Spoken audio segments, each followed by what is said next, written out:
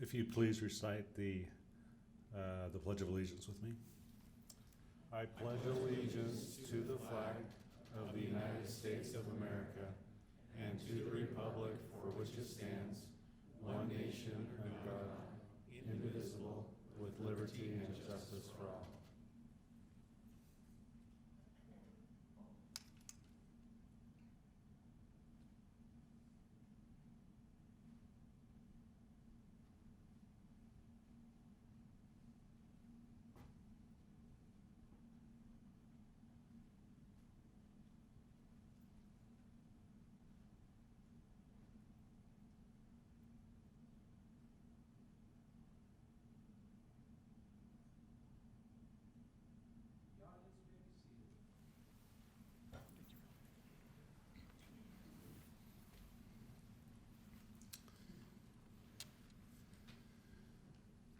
Thank you for that. Thank you for that opportunity for us to pledge allegiance, but also the great reminder that it is for the freedoms that we enjoy and for those who are willing to sacrifice so much on our behalfs in so many different lines, from law enforcement to the military and so forth.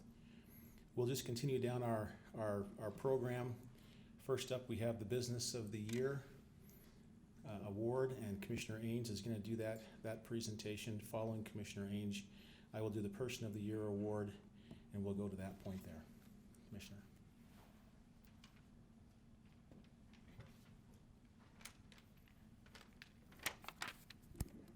Well, it's my honor and privilege to present on behalf of the Commission the award for Utah County Business of the Year.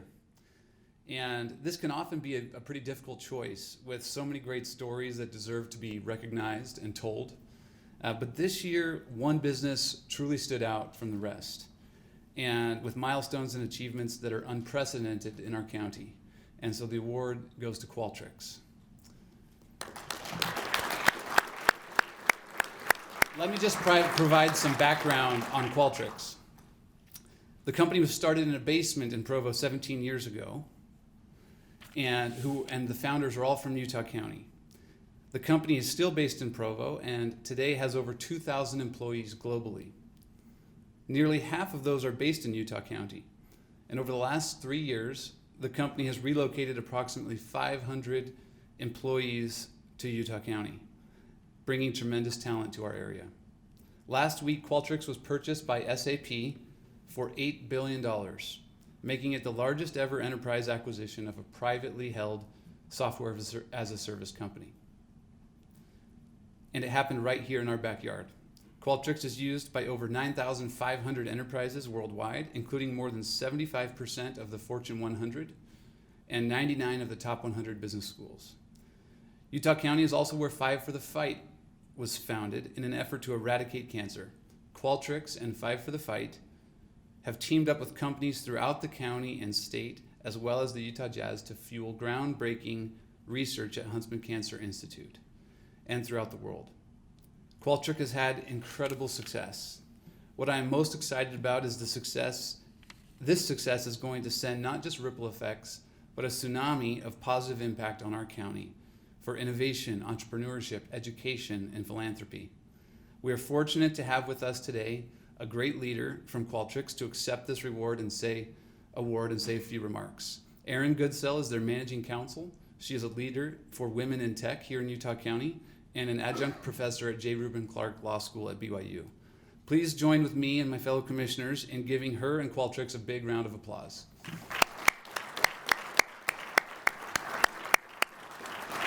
Okay, let us present you. Should we do this before or after? There we go.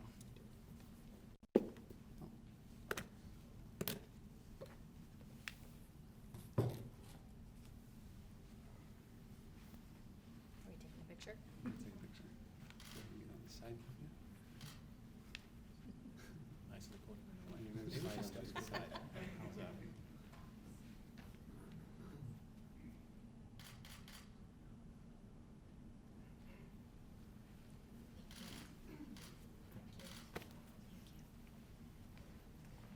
Thank you. I'm so excited to be here to accept this award on behalf of Qualtrics. As you heard from Commissioner Ainge, our Utah roots are deep, and although we've grown to become a global company, we're still very proud of our involvement in the community here, whether that's sponsoring BYU sports teams or local charities like Encircle. I'm super proud to work with a company that continues to have such strong connections to its roots. A lot of people told us over the years that we couldn't succeed if we didn't move to the Bay Area, that the Bay Area was where tech is, and that it was a real weakness and a real handicap for our company to be in Utah County. But we always viewed our location here not as a weakness, but actually as our unfair advantage. And that a huge part of our growth over the last several years has been access to a well-educated and hardworking workforce. And we're so grateful for the community here that's enabled the company to grow and thrive. And at the same time, as we try to recruit the best talent, not just from Utah County and Utah, but nationwide and worldwide, it's been really important for us to be able to sell Utah County on people. One of the things I love doing is I talk to people every day who I'm trying to recruit to Qualtrics, and I love talking to them about what makes Utah County such a great place to build a career and raise a family. Everything from educational opportunities, outdoor recreation, arts, and cultural opportunities, and of course a thriving economy and booming tech scene. And that's not, Qualtrics couldn't do that on our own, and our ability to recruit the best talent here has a lot to do with the work that's going on here, making Utah County such a great place to live and work. And so we're grateful for the support that we've been given over the years, and we look forward to continuing our partnership and continuing to grow here for many years to come. So thank you.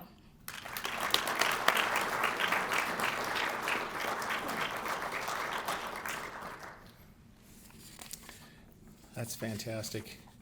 Thank you for staying and being here. And of course, with great companies,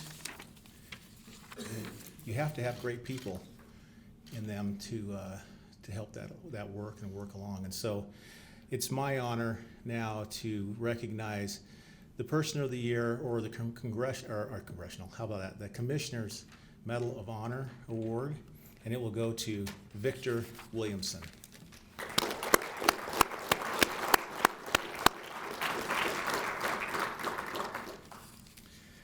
Victor was born on June 24th, 1958 in Sidney, Montana. He was raised in Rapid City, South Dakota. He graduated with honors from Stevens High School in 1976. He attended the South Dakota School of Mines and Technology for 1 year. I found that fascinating, Schools of Mines and Technology, before serving LDS mission to Birmingham, England. After returning from his mission, he attended BYU, graduating in 1983 with a degree in elementary education. Because of his family's financial situation, it was necessary for Victor to work to pay for his own mission and college. He started working outside the home when he was 13 years of age. He was financially self-sufficient by the time he was 16. Now, I wish I could get my kids to do the same thing, believe me. Because of his hard work, he paid for his mission. With the help of grants and scholarships, he paid for his college education without student loans. Victor always loved teaching. He began teaching children as his mother's primary teaching substitute when he was 14 years of age. He was teaching Sunday school and primary classes when he was 16. He started college majoring in business, but always felt he was in the wrong major. He said that every time he passed the David O. McKay building, he felt that was where he was supposed to be. After a year of college, he switched majors and began his studies in education. Victor has always been community-minded. While attending BYU, he was a volunteer at the state hospital, working in the children's ward. He also worked as a big brother. He also spent many volunteer hours working with autistic children and gained valuable experience in dealing with all types of children and handicaps. He started a chapter of Young Astronauts in Central Elementary School. This chapter was a model chapter nationwide, earning praises from parents and the national office. The Central chapter of Young Astronauts was selected to represent the United States at international children's conferences in Japan, South Korea, and the Soviet Union. Victor also worked hard to expose local children to the world. He started the Institute of Space Camp at the Christa McAuliffe Center. For several years, children from many countries would come to Pleasant Grove for a week-long camp mixing with local children. And just a side note on this, I live a few blocks away from here, and I know our children have been there as well, and they count that as a blessing for them. Victor was the founder of the Christa McAuliffe Space Education Center at Central Elementary School. He worked hard, along with many local volunteers, to make it a reality. To date, the center has served nearly 500,000 people.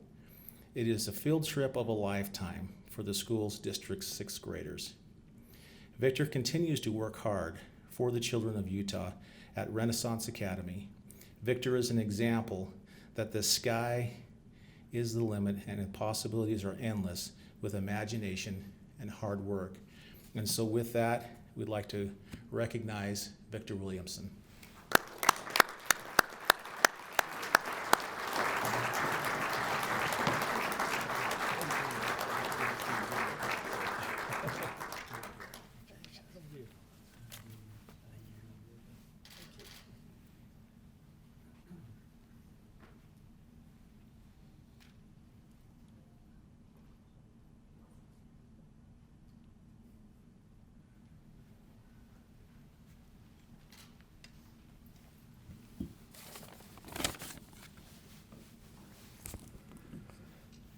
Well, when Casey came and told me that I was going to receive this honor, it's always humbling. And then I thought, what a great opportunity. I've got an open mic and a captive audience. So you know what's coming. I want to thank the County Commission for this honor. What an opportunity it is to highlight the work of hundreds of people who have been instrumental in the creation and continuation of an educational program that got its start here in Utah County. These are people who have worked and volunteered at the various Space Adventure Centers over the last 28 years, serving over 500,000 people. The Space Adventures program is one of Utah County's best kept secrets. We live in the world capital of space education. Starting with the first space center, the CMSEC, which I founded back in 1990.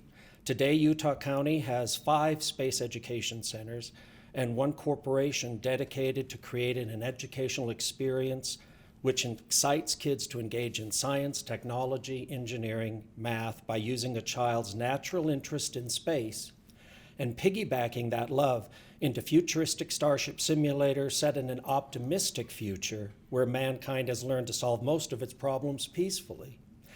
That's a real breath. That's a real breath of fresh air when you look at the current state of science fiction in the world today where everything's all gloom and doom and zombies. Here's an interesting fact for you. Did you know that Utah County has the world's largest fleet of Starship simulators? Just for future reference, in case you're ever asked, there are 13 such starships housed at Telos University, the Christa McAuliffe Space Center at Central Elementary, Canyon Grove Academy, Renaissance Academy, and Lakeview Academy. Did you know that Utah County is home to Infinity Learning, a company founded by Casey Vokes, who is with us today, and Skylar Carr, which converts school computer labs into experiential learning simulators throughout the state and soon all over the country. To date, over 60 Utah schools have Infinity Labs. Did you know that simulators based off our programs here in Utah County are opening in schools in Pennsylvania and Michigan? There's even a converted school bus simulator operated by the Children's Museum in Washington, D.C. And we have our sights set overseas as well. We have a simulator that's open in Venezuela, of all places. We also have ships belonging to Dreamflight Adventures. Utah County is where this all started. That's why I say Utah County is the world capital of space education, which means we live in a world capital of simulator-based experiential learning. I believe simulation-based learning is the future of education, whether it be a real brick-and-mortar learning centers or through virtual reality. I'd like to take a minute to introduce you to James Porter, who's with us also today. James took my place as director of the Christa McAuliffe Space Education Center when I retired from the Alpine District in 2013. James, along with the entire school district's administration and Board of Education, are working to build a new Christa McAuliffe Space Education Center with construction starting this year. This new center will bring a state-of-the-art planetarium here to Utah County. You don't need to drive to Clark. Over $1 million has been raised so far. This is real. It's going to happen. I'm on the Space Center's advisory board, and speaking as a member of that board, I'm asking for your support and help to get this done, and we want to do it right. James is ready to come and talk to you at any time, your companies, your corporations, your boards, about how you can get involved. With us tonight, or today also, I have Mark Ersick. He's my boss at Renaissance Elementary. Where's Mark at? There he is. Thank you, Mark. I retired from the Alpine District after 30 years in 2013, and I wanted to return to the classroom to finish my career as the caboose. Mark came to me and said, would I like to come to Renaissance and recreate what we had at Central Elementary with a young astronaut program and an experiential-based learning program. So I've been at Renaissance now for 6 years, teaching 6th grade, and in those 6 years we brought back the young astronaut program, a program started by President Ronald Reagan and Jack Anderson in the mid-1980s as a way to stop the steady decline of America's scores in math and science. We started a new chapter at Renaissance. We currently have over 200 students involved in an after-school club. And I'm also happy to report that now is the time for us to get involved in space. This is the dawn of a new space age. This is the time to turn our students' imagination skyward and show them the infinite frontier there is to explore. We're going to the moon, we're going to Mars within 10 years. Kids are so excited when I talk to them in my young astronaut clubs about this prospect. We can use space, we can use science to excite them, we can get them to work hard at school, and that's our goal. Christa McAuliffe was the person I named the Space Center after. You'll remember that she died aboard the Challenger. Christa McAuliffe said, I touch the future, I teach. Well, I like to think that my colleagues and I are doing something a little different. We want to change the future, and we teach. And I invite you to join us in this endeavor. Thank you.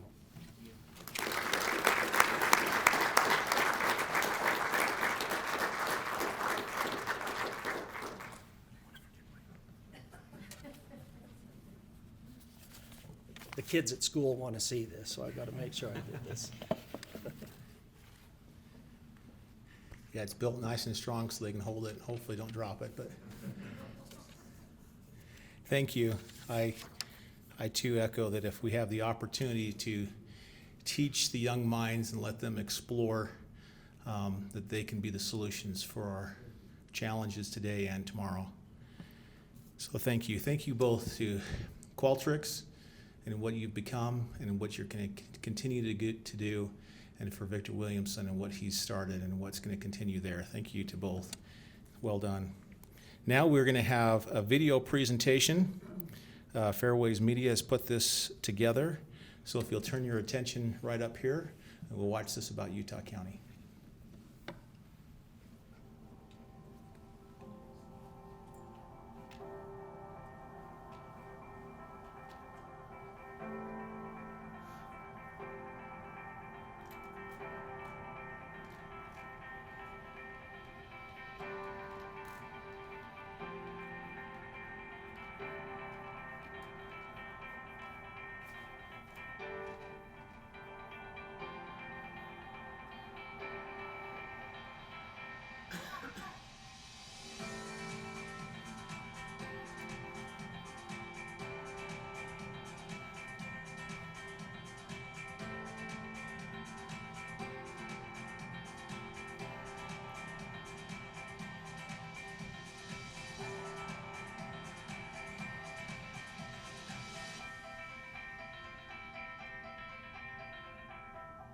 Welcome to a special edition of the Utah County Year in Review. I'm Alana Brophy. Wesley Ruff and I will bring you just a few of the major events and successes of Utah County in 2018. While the year included many challenges and some great achievements, The hallmark of Utah County citizens and local leaders, as always, is a desire to strengthen the county as a great place to live and work, making Utah County the heart of Utah. The combined Bald Mountain and Pole Creek fires threatened thousands of homes in southern Utah County in mid-September 2018, eventually growing to more than 100,000 acres. Mandatory evacuations were eventually issued for the cities of Woodland Hills and Elk Ridge, and highways 89 and 6 were both impacted and closed at times. The fires were listed as the #1 priority fire nationwide and came within a half a mile of residences, but were contained so that no homes were lost. Despite thousands of evacuees, no one spent the night in emergency shelters, which was attributed to so many locals opening their homes for those displaced. Local businesses also came together to offer services for free, including boarding pets, offering free food, gas, doing laundry, and other services. Community strength and unity amidst this tragedy was a shining example of Utah County's hometown strength and volunteerism. Utah County joins other counties statewide and across the nation in 2018 suing major opioid manufacturers and distributors. Utah County's complaint was filed in U.S. District Court for the District of Utah. The complaint seeks multiple types of relief, including monetary. In addition to money, the lawsuit will seek to have companies come to the table and help with solutions, including abatement programs, assistance with substance abuse treatment, and assistance in providing medications that can be used to wean people off of opioid addictions. Several federal claims are being used in the claim, and the case is anticipated to be moved out of Utah for all pretrial activities.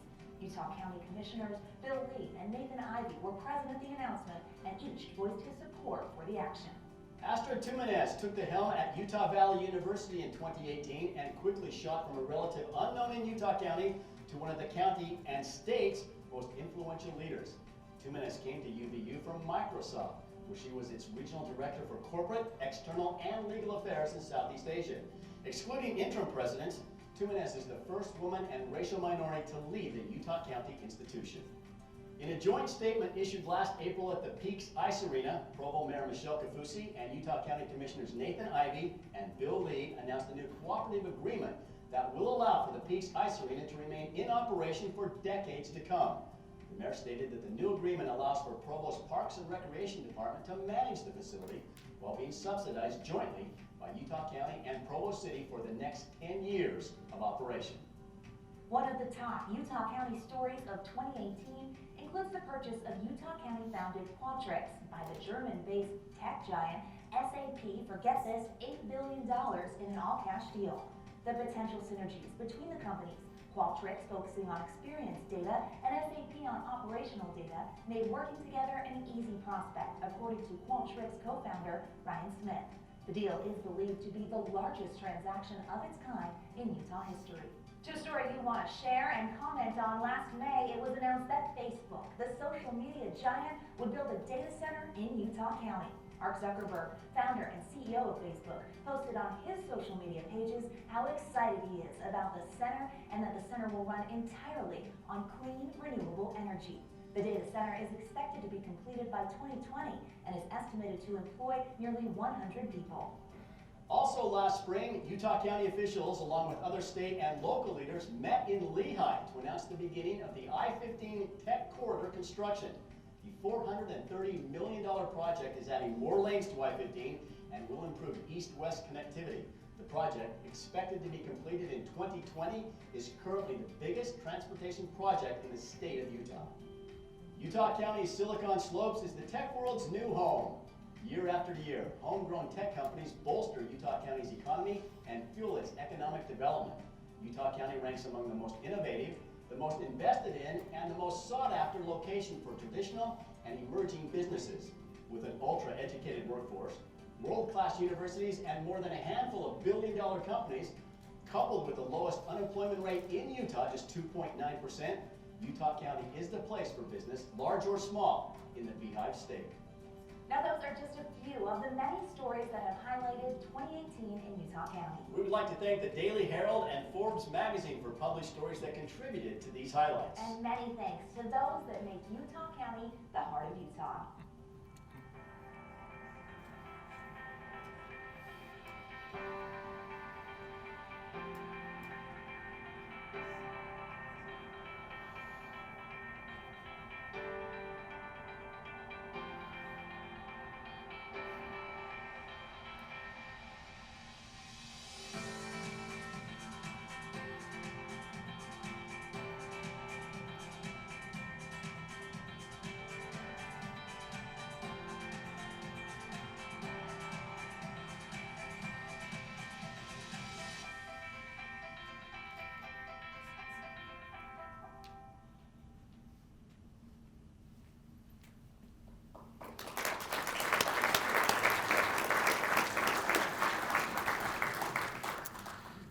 and that's a part of who we are. It's kind of fun to look through that and see, can you relate to some of those experiences there, skiing in the mountains, or I can do that.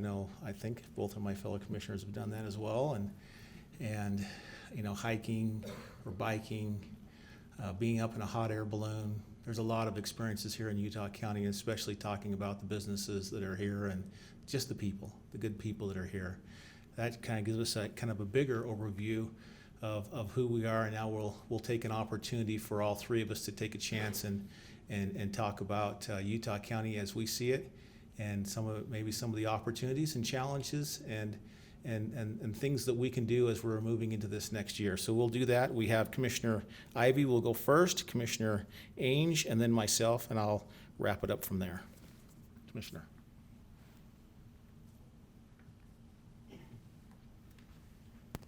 Thank you, Commissioner Lee. Thank you for joining us today.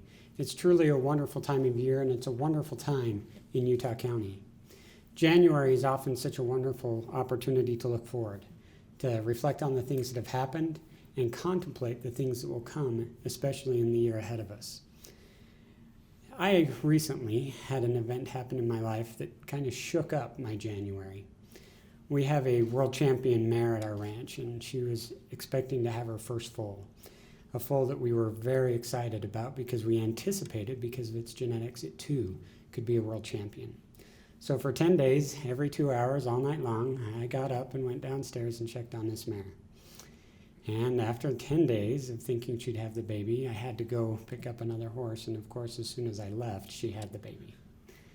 And unfortunately, the colt didn't come out like it was supposed to. Its color markings were wrong. It had some deformities in its hind end. It struggled to stand, it struggled to nurse. I hurried home.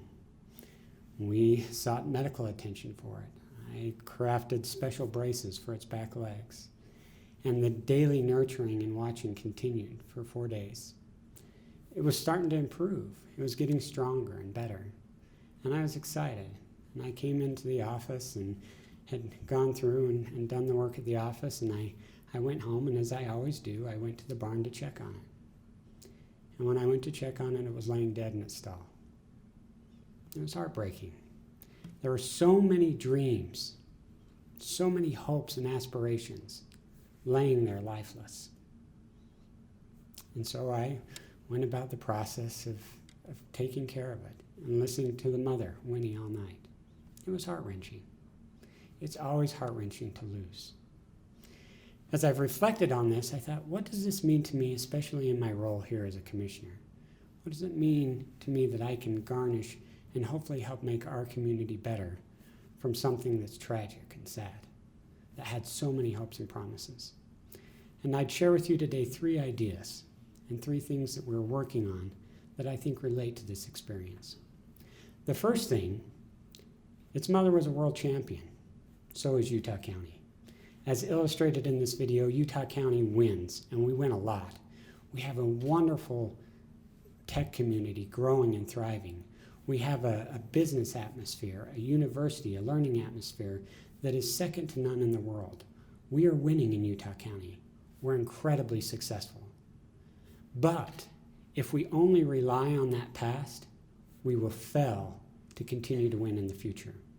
That's why recently as a commission, we passed an ordinance that took away restrictions, that cut back licensing requirements, that enabled businesses in unincorporated county to operate more freely, because that's what we do in Utah County.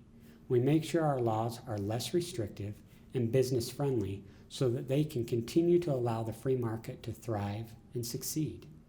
We don't rest upon our past victories. We ensure we take actions for future wins.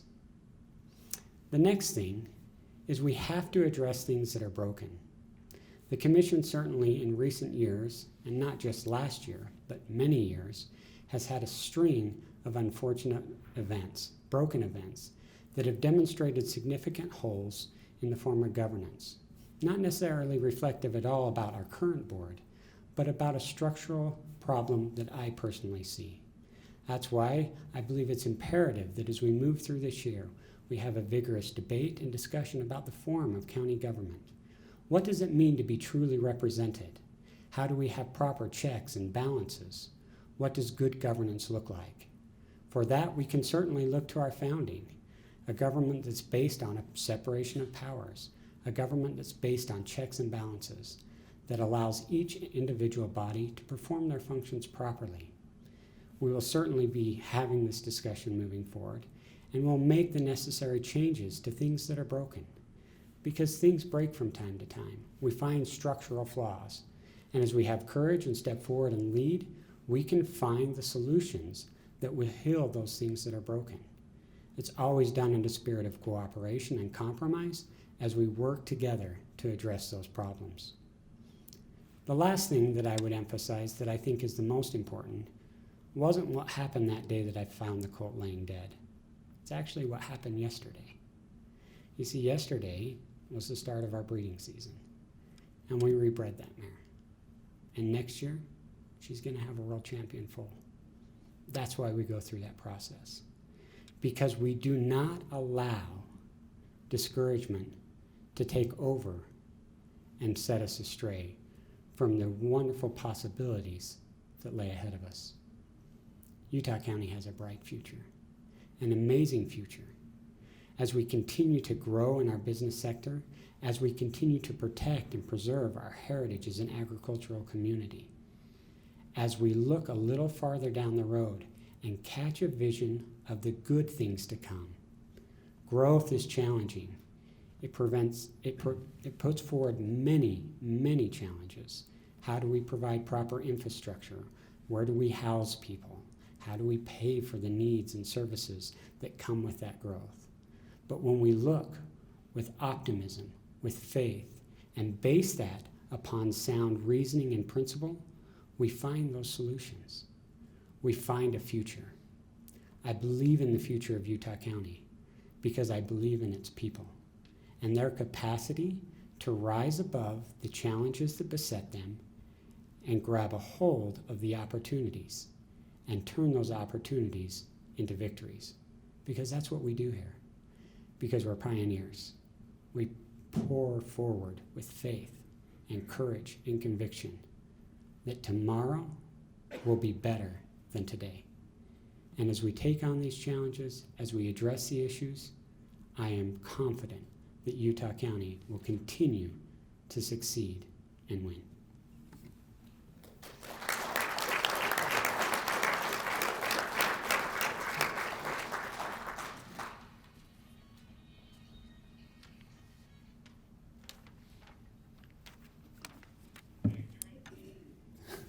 It's great to be with all of you guys here today. Thank you for coming, and I'm grateful for those who helped this event happen. I saw someone, well, actually, these are the first, other than my swearing in, these are the first remarks that I will make as an elected official. And I saw a friend out there in the crowd, and it reminded me of something kind of cynical that he said recently about whenever politicians talk. He said, first, there are two rules whenever you're speaking. First, take credit for everything. Second, no matter what happens, declare victory. And with just 3 weeks on the job, I don't think that today I can declare victory for anything or take credit for anything. And so, but as you know, even if I had been in office for years, I don't think elected officials should really be taking all that much credit anyway. Most of the great things that are happening here in Utah County are done in our homes, in our schools, our churches, by nonprofits and businesses and other leaders in the private sector. People like Victor, businesses like Qualtrics are examples of who deserves the real credit, along with parents and those working hard and contributing in their own way to our community. That being said, I would be remiss if I didn't acknowledge the work of our county employees in administering the necessary functions of government that so often go overlooked or that we take for granted. Our employees keep our roads maintained, our communities safe. They work hard and in some cases risk their lives. They carry the burden of serving some of the most vulnerable residents in our county due to sickness, mental health issues, poverty, or other challenges. They take care of the basic tasks to ensure that our county government runs smoothly and fulfills its obligations to the residents of our county. I just want to say thank you to all of our county employees for the important work that you do. As for me, what I can tell you is that this year's remarks will be very different than next year's. I would view this as an opportunity to provide personal accountability report for what I've done in the previous year. But I guess this time I'll give myself a pass, since I was not in office in 2018, and also coming into office, the budget has already been passed for 2019, leaving little wiggle room for the coming year. But I will meet with my assignments on the commission, the department heads that I'm going to be working directly with, and set goals for this coming year. And we will report those goals, and then next year at this time, discuss the progress that we have made. It's something I've always done in every role I've ever been in, and I'll continue that here with the county.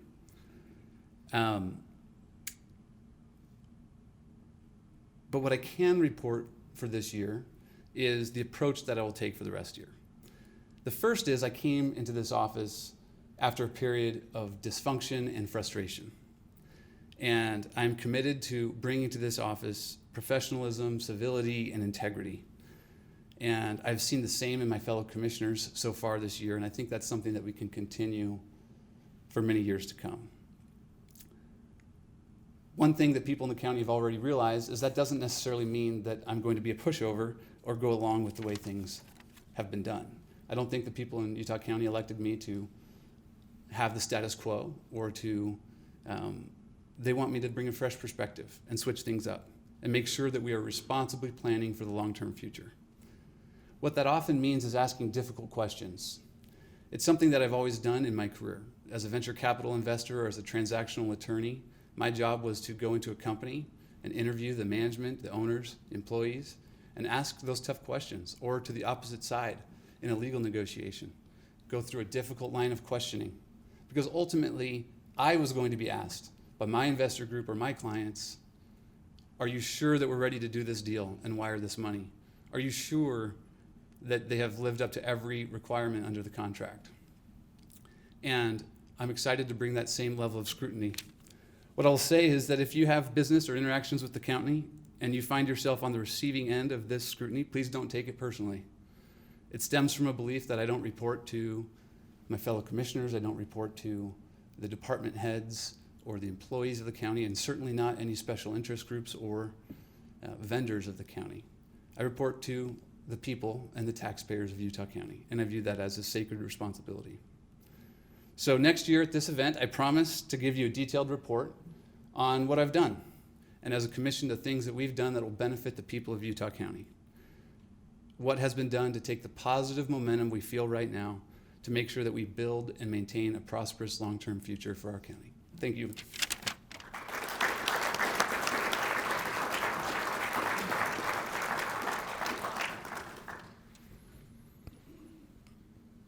He's a little taller than I am.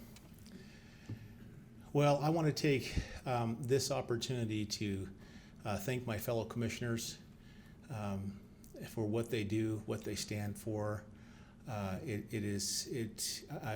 been able to serve with Commissioner Ivey for a couple of years, and I truly respect his opinion and his comments as we have worked through the last couple of years and through some issues that have been difficult for us, and even on a personal basis. And so I wanted to make sure and say that. And for Commissioner Ainge, and I'm going to say this because I've had a lot of people come up to me and say, what's it like working with Commissioner Ainge? And they say, how is it? And it has been, in the words that I've used to them, it's been very refreshing. And I appreciate your ability to work through issues, to work through them, and you're right. And a lot of things that he said there, he has an ability to order it in such a way that I appreciate. And so thank you for putting your name in the ring, your hat in the ring, and being able to go through that grinder process, because it's not easy for both of you. Thank you. Well, thank you for being here. As I've contemplated on what I could say and what would be applicable, I live at the base of Mount Timpanogos, and I live on those hills right before you start going up. And that mountain always impresses me It's always been one that it's iconic for us in this valley. And you see, part of it in our logo. And we have Utah County, the heart of Utah. And I know we've spoken a lot in the past and we'll continue to speak, and I felt like it would be important for me to talk about, what is the heart of Utah County, the heart of Utah. I know, like I said, that's been spoken on, but I wanted to kind of continue that theme because a lot of it comes from those that we honored today, the Victor Williamses that sit right next to us or live nearby, and the Qualtrics's that start out of their basement and become something. I think those are phenomenal goals that they make. And what does it mean? What does it mean for the county and the county government and how we function and how we work? So because I live by Timpanogos, there is a story about how that name came about. It's a folklore story, but it talks about two Indians. It's fateful. They both die in the end. But they're young, they're energetic, they want to do things. One of them was called Timpanak, the other was called Euconogos. Hopefully I pronounced that right. Together, Timpanogos. One was a young Indian brave, and the other one was a young Indian maiden. And their story, and I'm not going to go through their story all the way, but their story finally wound up where they wound up dead. And they died. But if you look at Timpanogos itself, and if you get back and if you take that peek, you can actually see the outline of what looks like a person on the top. And I love it in the spring when the snow recedes back up and it looks like that cover is there. It's just beautiful. But I want to point out one more thing. We didn't put it in the video because there are so many good things that happen in this county, it's hard to put it all in there. There's a cave up there. It's the Timpanogos Caves. How many of you have been to the Timpanogos Caves? Just curious. That's a hike. You just don't skip and hop right up there. You have to hike. But you get up in there and you go back in, and they turn the lights off like they always do in caves, and they shine a light on the heart. And we call it the heart of Timpanogos. It's phenomenal. It's beautiful. And it's supposed to be symbolic of those two individuals coming together. And that heart is supposed to be symbolic of that. So I want to talk about some of the employees that I believe in county government are the heart. And they're symbolic of a greater group of individuals that we have in the county and what they do and how hard they work. One of them is Bryce Larson, who works in community development.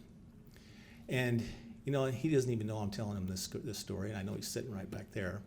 But I was impressed because we get a lot of calls, and most of the time we get calls, and they're hard. They're hard calls, and they're negative calls. But I got a call this one day, and they said, I'm so impressed with Bryce Larson. And I said, please tell me.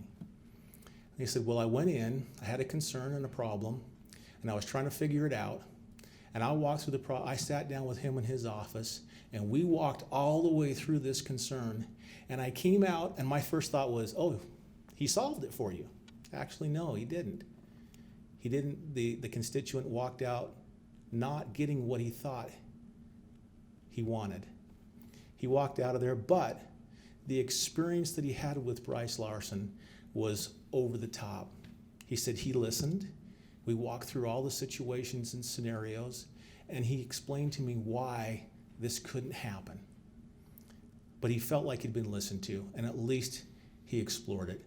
That's one example. So thank you, Bryce, for being a part of the heart of Utah County government.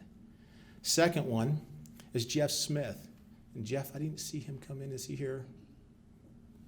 Darn it. Okay, somebody will have to relay it back to him because I was asked to let him know. So the day after Thanksgiving is a Friday, and we give that day off to the employees. And I was at Thanksgiving feasts and doing things, and I got a phone call. I answered the phone call, and then a constituent said, I've got a problem with a recording. I know it looks like you have your day off. I've got to get this done. I don't know what to do. And so I said, well, why don't you call the recorder, Jeff Smith, and see if there's anything he can do. He called Jeff, and of course, when you see a number you don't recognize, most of us say, let the voicemail take it. So he put a recording on. To his surprise, he got a call back. Jeff called him back, and he says, "What can I do for you?" And he says, "I'd like to get this recorded. I've got a problem with it. We're trying to get it done in a timely manner." And the constituent later called me back and said, "I'm so impressed that even on a day off, somebody would take the opportunity to try to find a way to make it work." It ultimately, again, not because of Jeff's efforts, but because of bank issues and some other issues, it didn't pass. It didn't go through until Monday. But the effort again paid big dividends. Last, and I wanted to mention this one, Neil Peterson. He's our IT director. He's been here, can you believe it, over 40 years. I don't know, 41. He's been here a long time. And I've teased him over the years, and I don't even know if he's here either, but I always say to him, "Well, you saw the first computers. I mean, do you know Moses personally?" And no, come on.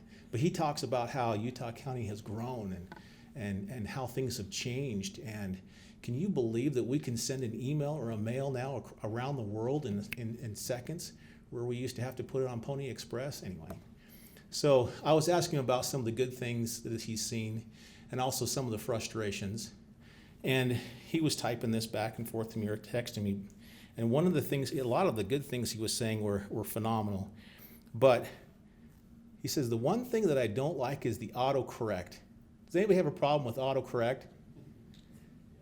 And this is what came back. Yeah, the problem I don't like is autocorrect because it has become my worst enema.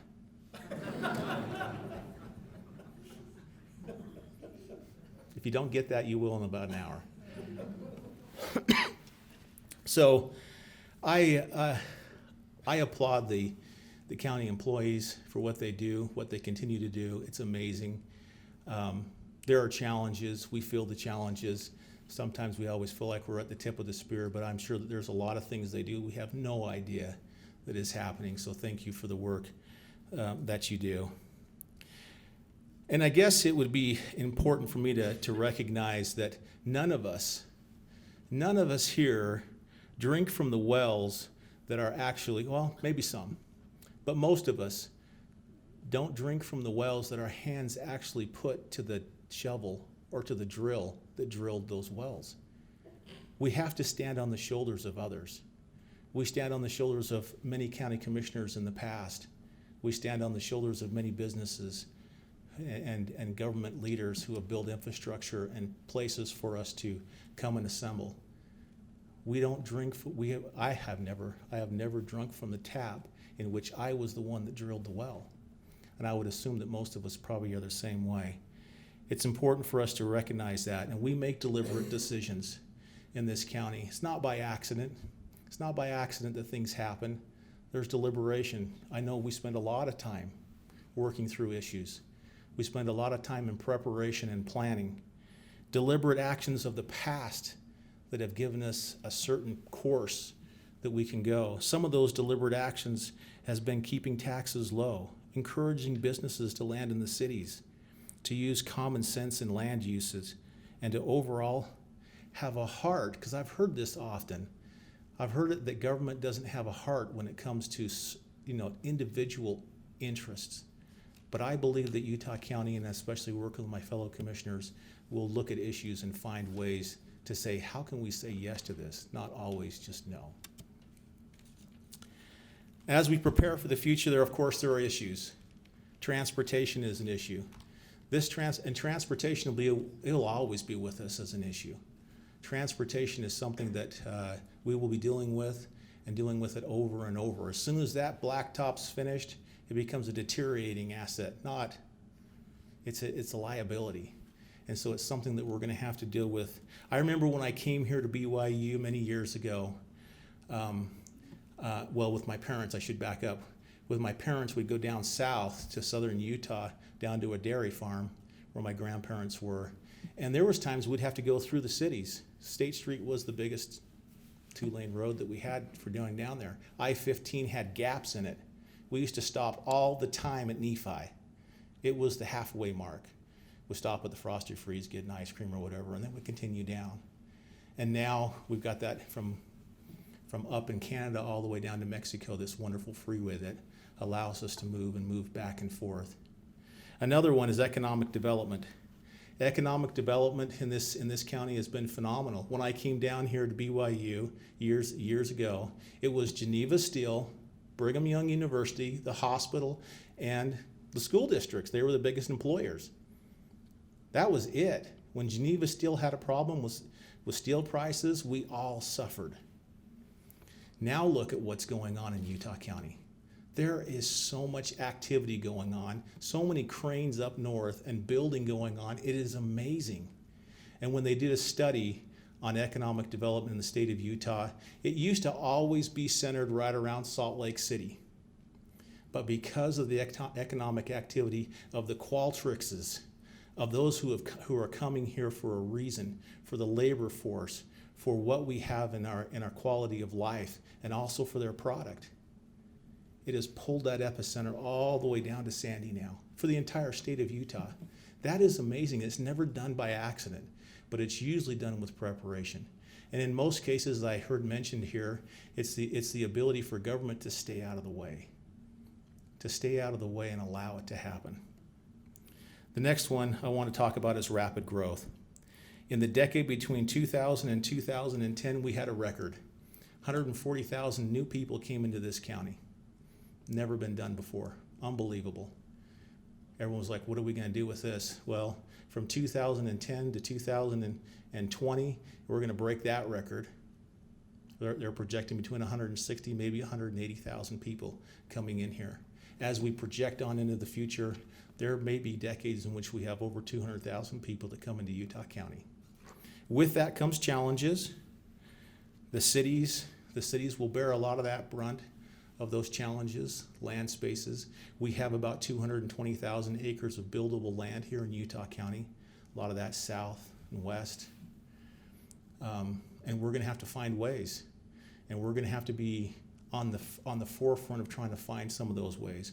One of those ways that we're gonna be considering just in the near future is, now I have to back up, most of the people live in cities. There's only 8,700 people approximately that live in unincorporated Utah County. That means outside of a city. So that number's been flat for a long time. So most of the people live in cities. And so for our part, as we're looking at what we can do, I was just notified the other day that we're looking at the housing issue, what we can do to be a part of the solution.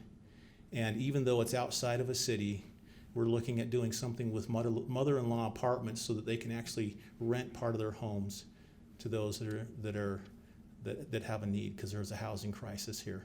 We need to be looking in that direction and ways that we can help solve some of these problems. Again, I just would like to thank you. I am honored to be able to serve with these fine gentlemen and with the staff, and especially to be able to represent you as Utah County citizens. The future is very bright for Utah County. There's a lot to do.